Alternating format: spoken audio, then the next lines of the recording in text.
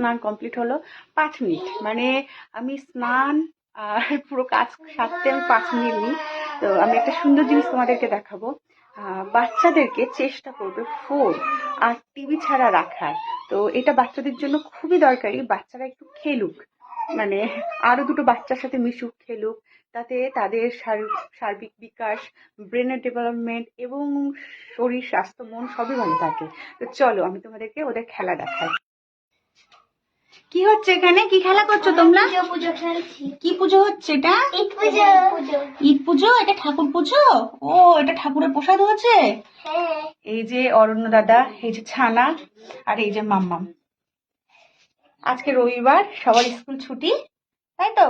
School ছুটি হলে তোমরা খেলা করো তো সবাই? আর কি কি খেলা করো ছানা? আমরা পড়াবাটি খেলা করি, আর পড়া খেলি, পড়া পড়া খেলো, আর কি খেলো বলো?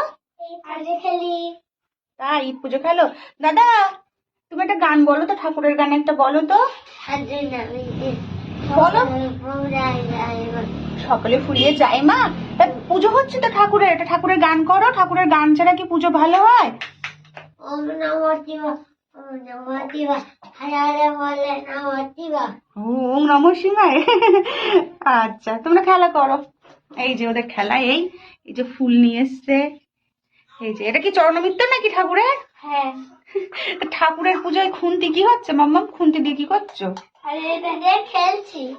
এটা হচ্ছে শিব ঠাকুরের ত্রিশূল। ও, এটা শিব ঠাকুরের ত্রিশূল? আচ্ছা আচ্ছা, ঠিক আছে, খেলো।